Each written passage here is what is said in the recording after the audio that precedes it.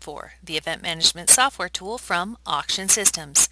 In this video in the EventPay series, I will show you how to use the Card Connect virtual terminal to process credit cards.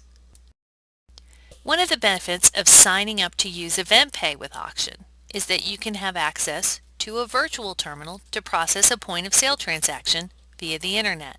Point of sale means that the card is being charged at the time of purchase.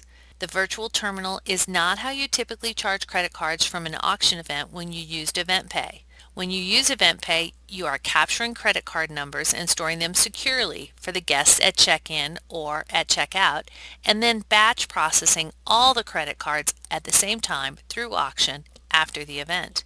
But if you have a decline from that batch process through auction and the guest who was declined gives you another credit card number over the phone, you can use the virtual terminal to charge the card for their purchases. You can also use the virtual terminal to charge a credit card for a guest who happened to leave your event without swiping a card and they give you a credit card over the phone. The virtual terminal is also handy before the event if you're selling tickets to attend. You can charge a credit card for that ticket purchase using the virtual terminal.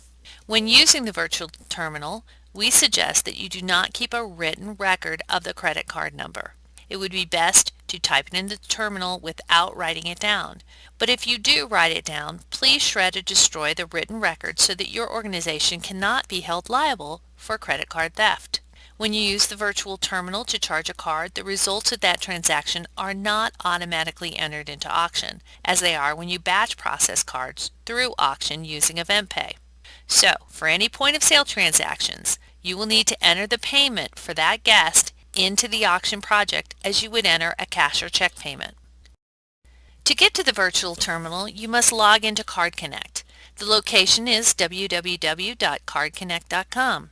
You must have a username and password to log in.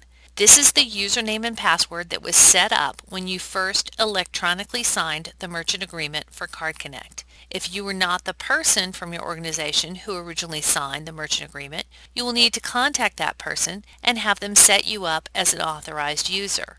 If you do not know who that person was, or they are no longer with your organization, please contact us at Auction Systems so we can either tell you the name of the person who signed or submit the needed information to set you up to use the virtual terminal. Once you are logged in, you will be directed to the Card Connect dashboard. Click Virtual Terminal on the ribbon.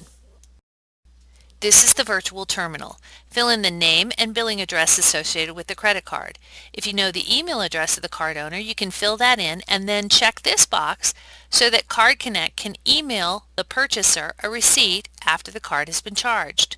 Then type in the amount to charge the card. On the right-hand side, type in the card number and the expiration date. Below this screenshot, there is actually a blue button that says Process Transaction. Press it and immediately you will be shown a confirmation page that tells you if the transaction was approved along with the approval code, or if the transaction was declined. If the card was approved and the purchase this payment was for was entered into auction, be sure to record the payment for this guest so that the payment is reflected in their net balance due, which would be 0 if this transaction pays for everything they may owe for.